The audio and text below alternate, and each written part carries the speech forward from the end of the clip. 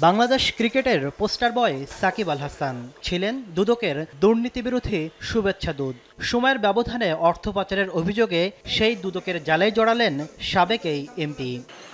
সাকিবের যুক্তরাষ্ট্র, দুবাই সহ বিভিন্ন দেশে অর্থ পাচার, শেয়ার বাজার কেলেঙ্কারি সহ নানা অভিযোগ খতিয়ে দেখতে কমিটি গঠন করেছে সংস্থাটি।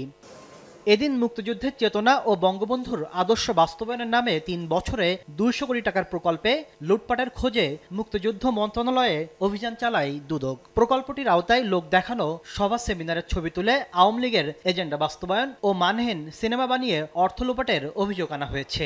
গবেষণা সংক্রান্ত টেন্ডারে অনিয়ম, অযৌক্তিক প্রকল্প গ্রহণ সহ বেশ কিছু অসঙ্গতি পাওয়ার কথা জানিয়েছে দুদক। প্রকল্প গ্রহণের ক্ষেত্রে যথাযথভাবে প্রকল্প গ্রহণ হয়েছে কিনা, ফিজিবিলিটি স্টাডি করা হয়েছে কিনা, প্রকল্পের ক্ষেত্রে আমরা সঠিক টেন্ডার প্রক্রিয়া নিয়েছি কিনা, সিলেকশনটা কিভাবে করেছি, কোন কোন ব্যক্তিকে দিয়েছি, আমার যে পরিমাণ এস্টিমেটেড বাজেট ছিল সেটাকে পুরোটা ইমপ্লিমেন্টেড হয়েছে কিনা, সেই ব্যাপারগুলো তো যাচাই করতে হয়, বা এখানেও অনিয়ম হয়ে থাকতে পারে। দুদক বলছে, নানা অসঙ্গতি মেলায় বিগত সরকারের আমলে নেওয়া মুক্তিযুদ্ধ মন্ত্রণালয়ের সব প্রকল্প স্থগিত করেছে অন্তর্বর্তী সরকার।